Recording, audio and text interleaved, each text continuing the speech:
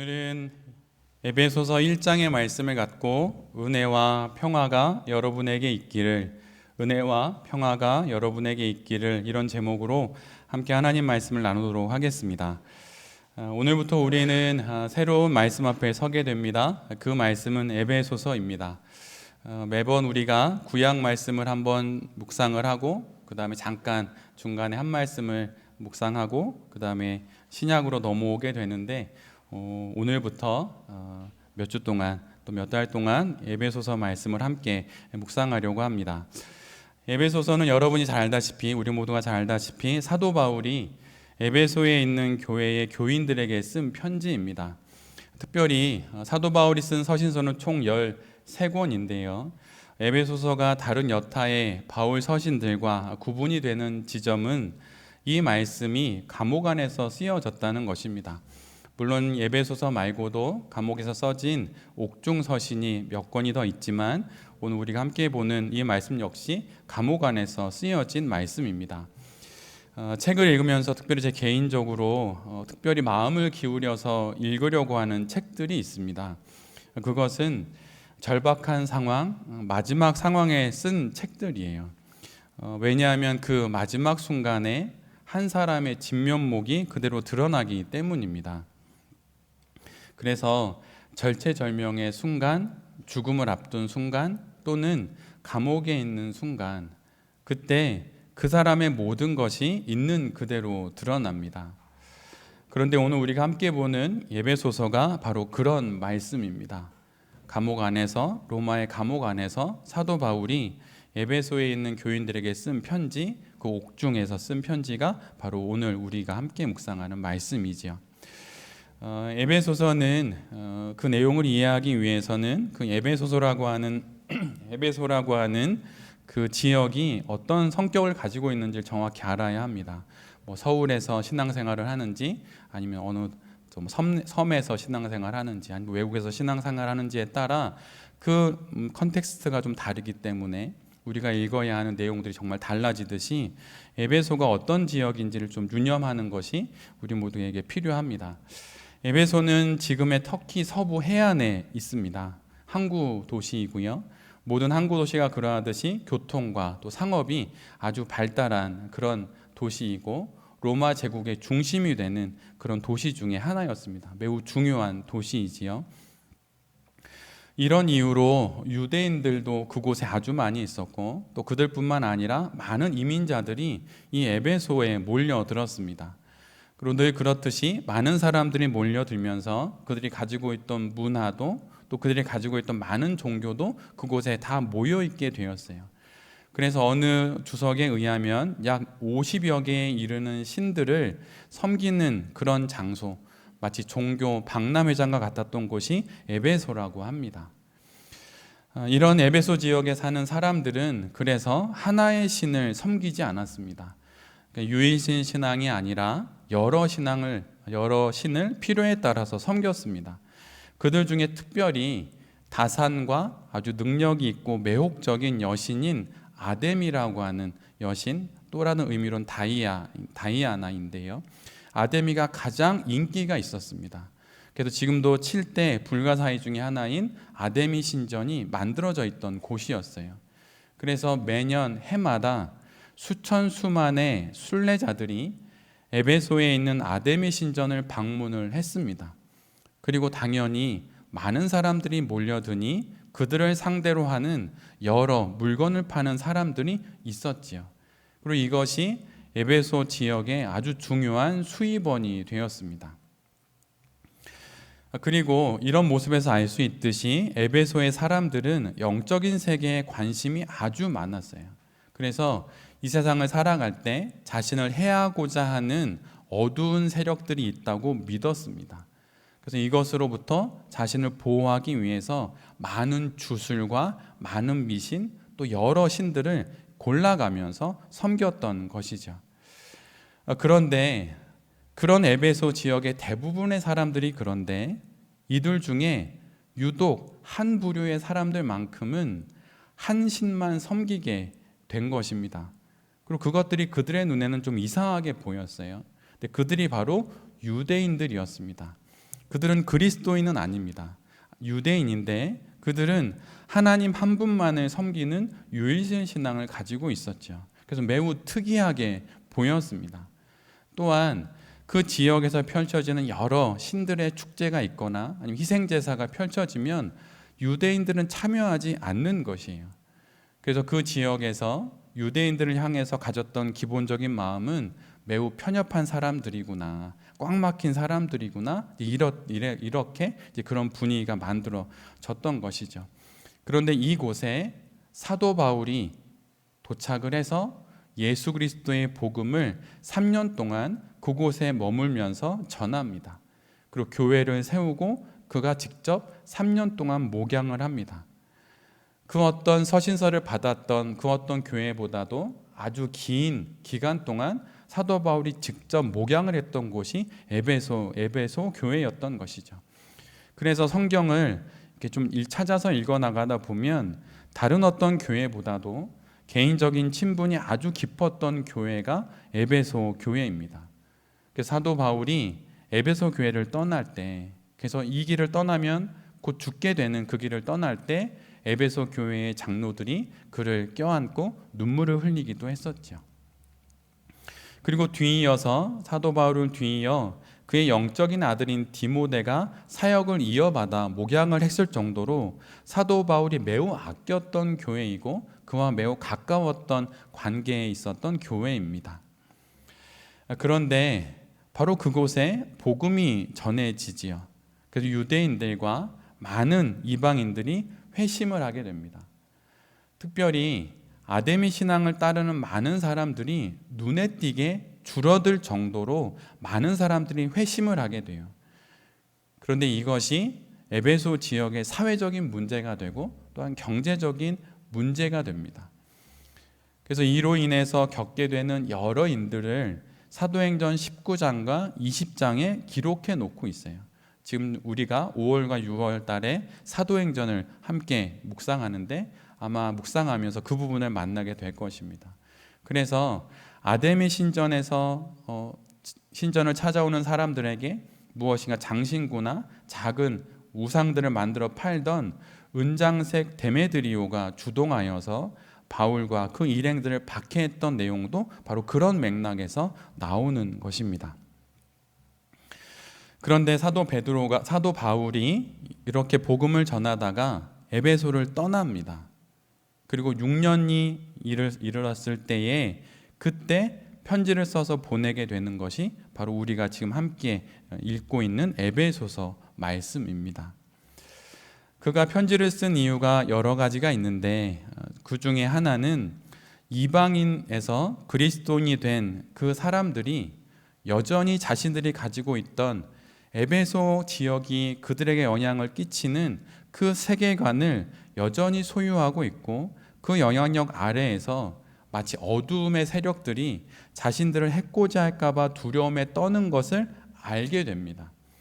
그래서 예수님을 믿어서 새로운 정체성을 갖게 되었음에도 불구하고 옛 정체성으로 자꾸 돌아가려고 하는 모습을 보고 사도 바울이 편지를 씁니다. 그리고 이방인 그리스도인들과 유대인에서 개종한 유대인 그리스도인들 사이에 더 돈독한 연합을 위해서 사도 바울이 에베소 편지를 쓰게 됩니다. 그런데 에베소서를 처음부터 끝까지 읽어 나가다 보면 비록 제가 앞부분에 에베소 교회가 어떤 문제가 있는 것처럼 말씀을 드렸지만 실은 그것이 중요한 문제는 아니었습니다. 에베소 교회가 에베소에 있다고 하는 것 자체가 어려움이었지 그 교회가 어떤 특별한 문제를 안고 있는 것은 아니었어요. 고린도 전후서를 읽으면 고린도 교회가 많은 문제를 겪습니다. 내적으로 사랑이 없어서 서로를 욕하고 흉을 보고 하는 그런 일 때문에 사랑의 말씀이 전해지지요. 갈라디아서는 잘못된 복음이 전해져서 사도 바울이 그걸 바로잡기 위해서 그 교회에 편지를 씁니다. 근데 에베소 교회는 사실 특별한 문제는 없어요.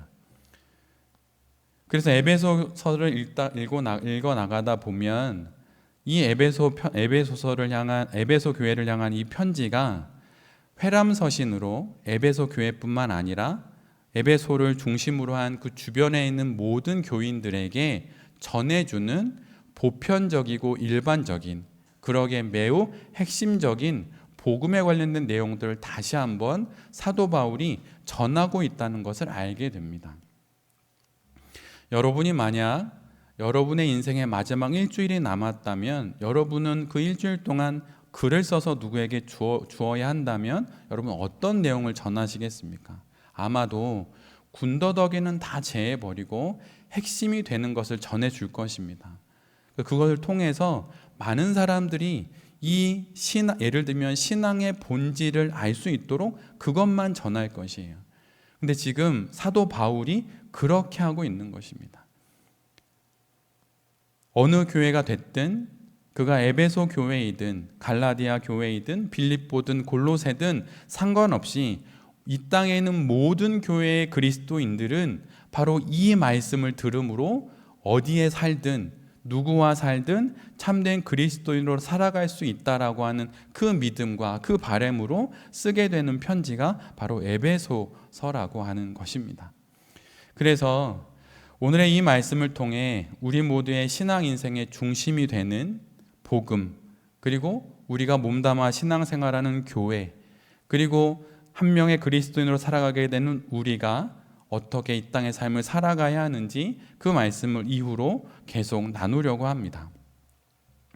오늘 본문을 통해서 우리가 기억해야 되는 첫 번째 에베소서의 말씀은, 오늘의 에베소서는 우리 교회를 향한 말씀이라고 하는 것입니다.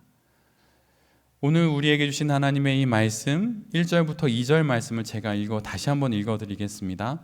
하나님의 뜻으로 그리스도 예수의 사도가 된 나 바울이 에베소에 사는 그리스도 예수를 믿는 성도들에게 이 편지를 씁니다. 우리 아버지 하나님과 주 예수 그리스도께서 내려주시는 은혜와 평화가 여러분에게 있기를 빕니다.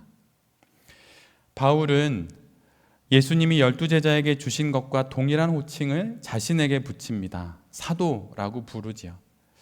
복음서에서는 예수님을 따르는 이들을 제자라고 부르지만 사도행전 이후에서는 다 사도라고 부릅니다. 그 이유는 제자는 개인적인 따름을 말하는 것이고 사도는 교회를 향한 부르심을 뜻하기 때문이에요. 그래서 더 이상 12제자는 제자가 아니라 교회를 위한 사도로 부르심을 받았다는 뜻입니다. 바울 역시 그래서 자신을 제자가 아니라 사도라고 부르는 것입니다. 그런데 사도라고 불리는 데는 한 가지 더 큰 의미가 있습니다. 구약이나 랍비적인 유대교에서는 사도라고 하는 그 말의 배경을 찾아보면 사도란 하나님으로부터 택함을 받고 부르심을 받아서 권위 있게 가르치도록 보냄받은 사람을 칭하는 것입니다. 하나님이 한 사람을 택하시고 부르셔서 그에게 권위를 주어서 가르치도록 보냄을 받은 사람이 사도라고 하는 것이에요. 즉, 복음 전도 사역을 위해 그가 자원하지 않았다는 것입니다. 교회가 그를 복음 전도자로 임명하지 않았다는 것이에요. 즉, 사도직은 그 출처가 이 땅의 그 어떤 사람이나 이 땅의 그 어떤 자격이나 공동체가 아니라 저 위로부터 오는 하나님의 뜻이라는 것입니다. 그래서 사도 바울은 오늘 본문에 하나님의 뜻에 의해 그리스도 안에서 택하심을 받아 보냄을 받은 사도라고 자신을 말하고 있는 것이에요. 사도직분의 출처가 하늘로부터 비롯된 것입니다. 이처럼 실은 성도로 불리는 우리의 자격의 출처 역시 하늘로부터 된 것이에요. 어느 한 사람이, 어느 한 공동체가 우리를 성도라고 칭해 줄 수 없는 것입니다. 하늘로부터 위임받은 사도가 복음을 전하듯이 그가 교회에 머물러서 그리스도인과 모든 성도들에게 복음을 전하듯이 그렇게 우리도 하나님으로부터 선택받아 성도가 되어 교회에 심겨졌다고 하는 것입니다. 우리가 사도 바울이 전하는 이 말씀에 귀를 기울여야 하는 이유가 무엇입니까? 그것은 사도 바울의 개인의 어떤 능력이나 그가 가지고 있는 어떤 자격 때문이 아니에요. 그는 개인적인 의견을 표명하는 사사로운 글로 이 에베소서를 보낸 것이 아닙니다. 사도 바울은 하나님의 부르심을 받아 하나님의 뜻을 이 땅 가운데 전하기 위해 사도로서 이 말씀을 전하는 것이에요. 그러기에 우리 모두가 오늘 우리에게 주신 이 말씀, 에베소서의 이 말씀을 우리 교회를 향한 말씀으로 들을 수 있어야 하는 것입니다. 지난주 돌베개 교회는 노예 가입의 행정적 절차를 다 마쳤습니다. 5년 4개월 만입니다. 그리고 이번 주 목요일에는 노예 임원들이 우리 교회에 와서 예배를 드림으로 돌베개 교회도 주님의 몸된 교회로서의 모습을 갖추어 갑니다. 이때에 우리 교회와 우리에게 에베소서 말씀을 주심에는 주님의 뜻이 있을 줄 믿습니다. 원래 계획으로는 구약과 신약을 오가면서 말씀을 전하게 되는데 다니엘 이후에 구약의 계시록인 다니엘 말씀을 마치고 그 흐름을 이어서 요한계시록을 함께 나누면 좋겠다는 생각을 했었습니다. 흐름상으로 그것이 자연스럽고 내용도 이어지기에 적절하다 싶었습니다. 그런데 기도 중에 에베소서를 택하게 되었습니다. 하나님의 뜻이 있을 줄 믿습니다. 우리 교회와 우리를 세우신 지금 여기서 우리에게 주시고자 하시는 하나님의 뜻이 있기에 우리를 에베소서 앞에 세우신 줄을 믿습니다. 그래서 이 에베소서가 바로 우리 교회를 향한 하나님의 말씀으로 받는 것이 2000년 전 에베소 교인들이 그러하였듯 우리도 그러해야 한다는 것을 우리 모두가 잘 기억해야 할 것입니다. 에베소서가 사도 바울 한 개인의 글이 아닌 하나님의 말씀이기에 우리 모두는 경청해야 하는 것입니다. 그리고 이와 더불어 우리가 기억해야 할 것이 있습니다. 그것은 에베소서가 사도 바울을 통해 전해주신 하나님의 말씀이기에 그 말을 전하는 사도 바울은 하나님의 말씀의 통로가 된 도구요 수단에 지나지 않는 사람이라고 하는 것이에요. 하나님의 뜻으로 그리스도 예수의 사도가 된 나 바울, 바로 그 바울은 통로에 지나지 않는 것입니다. 마치 높은 수문을 열자 물이 폭포수처럼 쏟아지듯이 그렇게 수문의 역할을 하는 것이 사도 바울입니다. 떨어지면서 큰 에너지를 생산하는 것은 수문이 아니라 물이지요. 그 엄청난 물이 결국은 에너지를 만들어 내는 것입니다. 에베소서는 하나님의 뜻으로 예수 그리스도의 택하심과 부르심을 받은 사도 바울이 예수 그리스도의 몸된 교회의 성도로 부름받은 이들에게 전하는 부르시는 자 하나님의 말씀인 거예요. 이것이 바로 우리가 에베소서의 메시지에 귀를 기울여야 할 이유입니다. 이후로 우리가 에베소서를 지나갈 때 이 모든 말씀이 우리 교회를 향한 말씀으로 잘 받아내는 우리 모두가 될 수 있기를 간절히 바랍니다. 두 번째는 에베소서는 성도인 우리를 향한 말씀입니다. 에베소서는 사도 바울을 통해 에베소에 세워진 교회에 속한 성도들을 향해 주신 말씀입니다. 그 대상이 명확합니다. 성도란 회중 내의 일부 영적인 사람들, 특별히 거룩한 소수의 그리스도인들을 가리키는 것이 결코 아닙니다. 하나님의 모든 백성들, 바로 그들이 성도이지요. 사실 원래 구약을 보면 성도라는 표현은 처음에는 거룩한 나라인 이스라엘만 칭하는 것이었습니다. 그러나 이후에는 예수를 그리스도로 고백하는 세계의 모든 공동체를 일컫는 호칭이 되었어요. 우리가 읽은 세번역 성경에는 잘 나와 있지 않지만 다른 번역본을 읽으면 오늘 1절의 후반부엔 이런 식으로 기록되어 있습니다. 에베소에 있는 성도들과 그리스도 예수 안에 있는 신실한 자들에게 편지합니다. 세번역은 그냥 믿는 성도들에게 이렇게 표현되어 있지만 다른 번역본은 예수 안에 있는 신실한 자들에게 편지한다고 명확하게 기록해 놓고 있어요. 여기서 말하는 신실한이라고 하는 표현은 그 원어를 찾아보면 우리가 그냥 쉽게 이해할 수 있듯이 믿을 만한, 믿을 수 있는 정도로 성실한 이런 번역이 될 수 있습니다. 그러나 사실 이 말은 좀 더 능동적인 의미가 있어요. 그래서 믿음을 적극적으로 가지고 있는 사람, 지금 믿고 있는 그 사람에게 에베소의 말씀, 에베소서의 말씀이 전달되고 있다는 것입니다. 여기서 말하는 신실한 사람이란 믿음을 지금 간절히 간직하고 있는 사람, 지금 여기서 간절히 믿고 있는 그 사람, 바로 그 사람을 칭하는 것이에요. 그 사람들에게 지금 에베소의 말씀, 에베소서의 말씀이 전해지고 있는 것입니다. 그 신실한 사람들, 그 믿음을 가지고 있는 사람들에게 하나님의 말씀이 전해지고 그들을 성도라고 부르는 것이에요. 그들이 하나님의 백성입니다. 하나님의 백성이 될 수 있는 이유는 다른 것에 없어요. 성도가 될 수 있는 이유는 단 하나, 믿음을 가지고 있는 그 신실함으로 우리 모두는 성도가 될 수 있는 것입니다.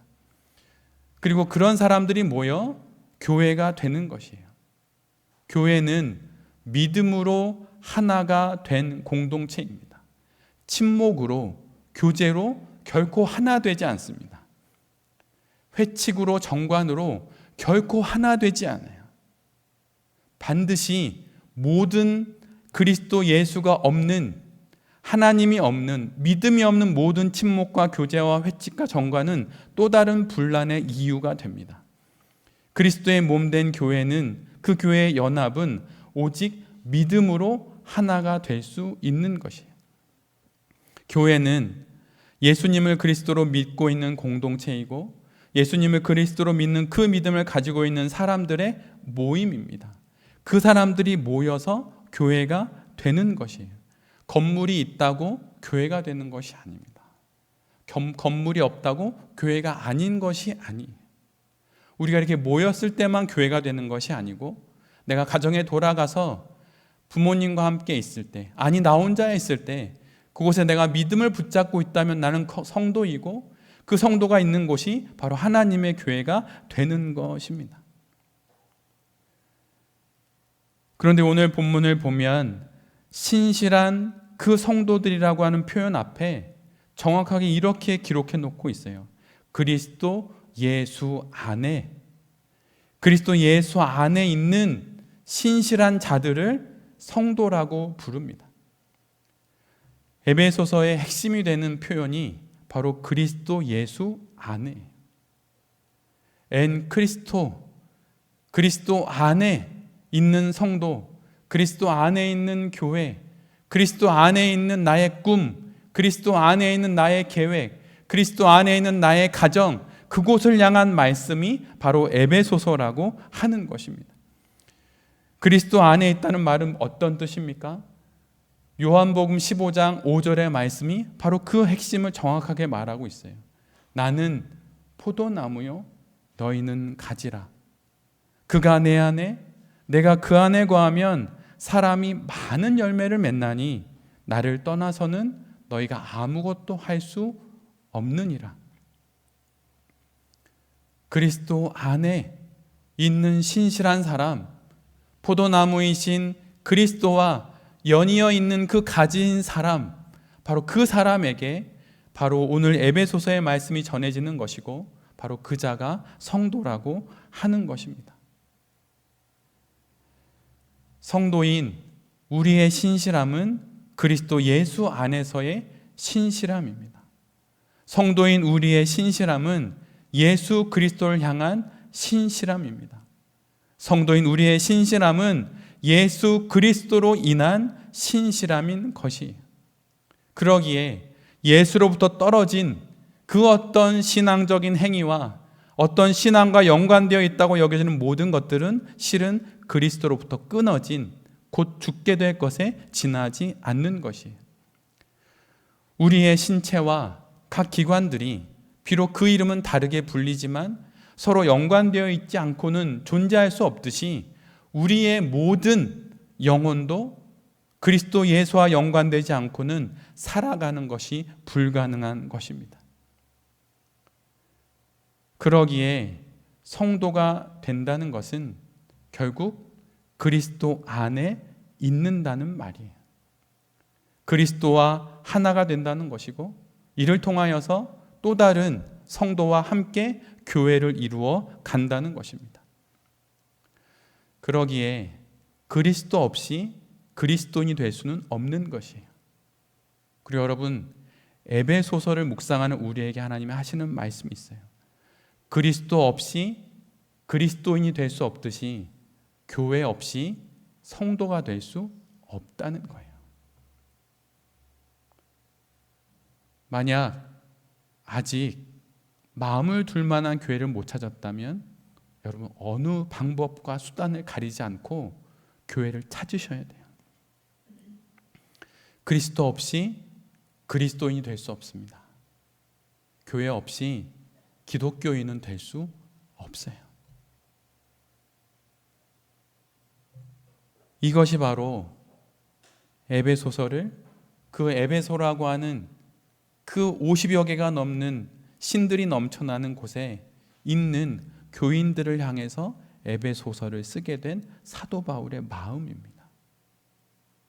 사실 에베소에 있는 교인들을 향한 그 지역의 사람들의 이런 말들이 있어요. 저 사람 에베소 교회에 다니는 사람이다. 근데 여러분 이 말이 그 당시 어떤 의미였던지 아십니까? 저 사람 에베소 교회에 다니는 사람이다. 저 사람 그리스도 안에 있는 사람이다 라고 하는 말의 동의어였습니다. 에베소 교회 안에 있다는 것이 곧 그리스도 안에 있다는 말의 동의어가 됐다는 것이에요. 비록 이 땅의 교회들은 흠이 있습니다. 이 땅의 교회의 목회자들이 다 흠이 있어요. 그러나 그것이 만약 나의 신앙생활에 걸림돌이 된다면 교회를 옮기셔도 돼요. 그리스도가 더 명확하게 보이고 그리스도를 통해 내가 참다운 그리스도인이 될 수 있다면 그러셔도 됩니다. 그러나 여러분이 하지 않아야 할 일이 있어요. 그것은 교회에 다니지 않는 거예요. 교회 없이 기독교인은 될 수 없습니다. 에베소에 다니는 사람이야. 만약에 그런 말이 불리지 않고 에베소 교회에 다니지 않는 사람이야. 이 말의 뜻은 무엇입니까? 그가 교회 밖의 사람, 즉 에베소 교회의 사람이 아니라 에베소의 사람이 됐다는 것이에요. 그리스도 안에 있는 사람이 아니라 그리스도 밖에 있는 사람, 그것을 넘어서 아데미를 섬기는 사람이 됐다는 뜻입니다. 교회를 통하여서 상처를 입었든 목회자를 통해 상처를 입었든 그럴 수 있습니다. 그럴 수 있어요. 그러나 그 어떤 이유로라도 교회를 떠나서는 안 되는 것이에요. 에베소 교회에 속하지 않은 건 에베소에 속했다는 뜻이에요. 교회에 다니지 않는다는 건 실은 다른 것에 속했다는 뜻이 될 수도 있는 것입니다. 힘들고 괴롭고 답답할 수 있지만 여러분 신앙생활을 공동체 안에서 교회 안에서 해야 되는 것이에요. 그래서 실은 교회는 어떻게 세워지는 것입니까? 교회를 향해 눈물 흘리는 사람으로 교회는 세워지는 것이에요. 청교도들이 이런 얘기를 했습니다. 메마른 눈으로는 십자가의 예수 그리스도를 볼 수 없다는 것이에요. 바짝 마른 메마른 눈, 건조해버린 그 영혼으로는 십자가의 예수 그리스도를 볼 수 없다는 것입니다. 십자가의 예수 그리스도를 볼 수 없다는 건 그분의 몸된 교회도 볼 수 없다는 것이에요. 교회로 인하여서 눈물을 많이 흘리신다면 그 교회를 사랑한다는 뜻이에요. 그리고 그 사람이 바로 그 교회의 성도라는 증거입니다. 눈물이 나십니까? 영혼의 눈이 촉촉히 젖고 계십니까? 그럼 여러분 그 교회의 성도인 거예요. 힘들지만 그 교회를 잘 섬겨야 하는 것입니다. 때로는 다른 방법으로 충전을 받더라도 그렇게 섬기는 것이에요. 바로 이런 사람으로 인하여서 한 교회는 세워지는 것입니다. 사도가 자신의 자격과 어느 공동체에 어떤 위임으로 세워지지 않듯이 성도도 그렇게 세워지지 않고 그 성도들이 모여서 세워지는 교회도 그렇게 세워지는 것이 아닌 것이에요. 사랑하는 사람만이 교회를 세울 수 있고 교회를 향해서 눈물 흘리는 사람만이 참으로 그리스도의 몸된 교회를 볼 수 있고 그 교회의 머리 되시는 예수 그리스도를 볼 수 있는 것입니다. 지금 이 이야기를 사도 바울이 그 에베소 교회 안에 있는 유대인에서 그리스도인이 된 사람들과 이방인에서 그리스도인이 된 사람들에게 말하고 있는 것이에요. 너희들이 바로 그런 사람들이다. 에베소 교회 안에 그리스도 안에 그렇게 신앙하는 사람들이니 서로 사랑하면서 더욱더 아름답고 신실한 신앙의 여정을 걸어가라고 교회 안에 머물러라고 이렇게 말하고 있는 것입니다. 그리고 에베소 교회뿐만 아니라 골로새 교회를 향해서도 또한 지금 우리가 몸담고 있는 우리 각자의 교회를 향해서도 하나님께서 그렇게 말씀해 주시는 거예요.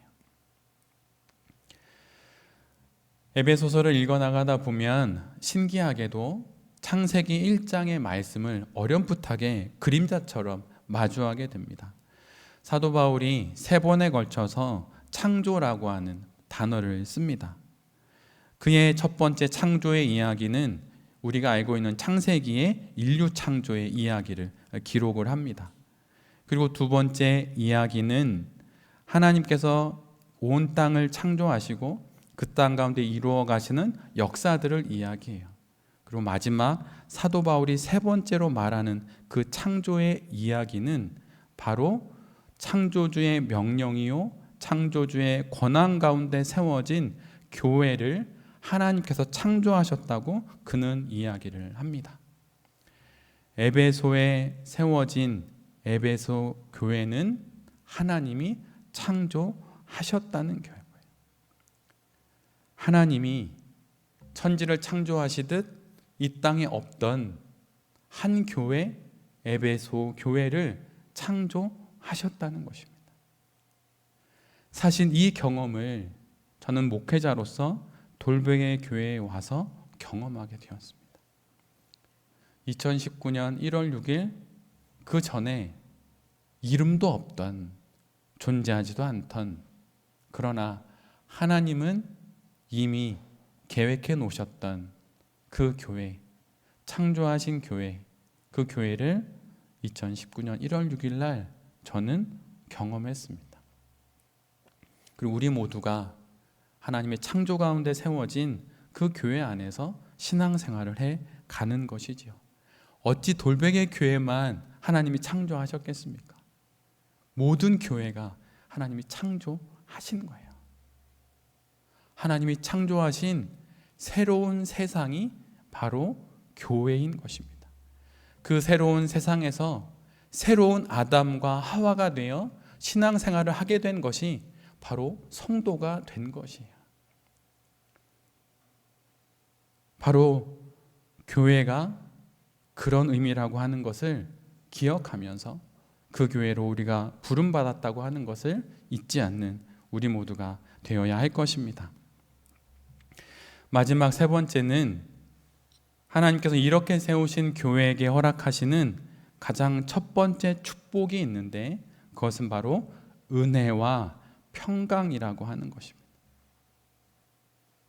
교회를 세우시고 사도를 통해 하나님의 그 교회를 향한 말씀을 전하실 때 하나님께서 전하신 첫 번째 말씀이 은혜와 평화라고 하는 것입니다.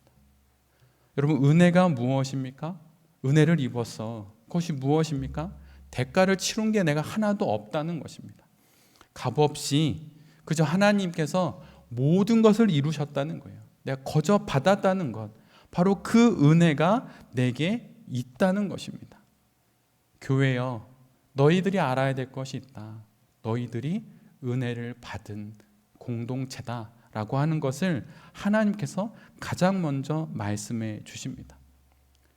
그리고 평강이 무엇입니까? 평강은 바로 그렇게 우리에게 모든 은혜를 행해 주시는 하나님의 그 주권 안에 우리 교회가 있다고 하는 것. 그래서 그 교회를 향해서 하나님이 행해 주시는 것이 바로 평강이라고 하는 것입니다. 하나님께서 값없이 우리를 구원하셨듯 교회를 구원하셔서 방주처럼 이 세상 가운데 교회를 세우셔서 많은 사람들을, 예수 그리스도를 그저 주님이라고 고백하는 자들을 은혜 가운데 구원하시고 그들에게 그 안에서 허락해 주시는 것이 바로 하나님의 평강이라고 하는 것입니다. 하나님께서 에베소 교회에게 하시는 일이 바로 은혜를 통해 평강을 주시는 것이에요. 이것이 에베소서의 핵심입니다. 에베소서를 1장부터 6장까지 읽고 하나님께서 우리에게 남기시기를 원하는 것은 바로 그것이에요. 은혜를 통해 평강을 누리거라. 에베소 교회 밖에 나아가서 세상의 것들을 휘어잡음으로 너희들이 평강을 누릴 수 있는 것이 아니다. 오직 하나님이 주시는 그 은혜를 통해서만 평강을 누릴 수 있다고 말씀하시고 그 은혜 가운데 머무는 것이 교회 가운데 머무는 것이라고 말씀해 주시는 것입니다.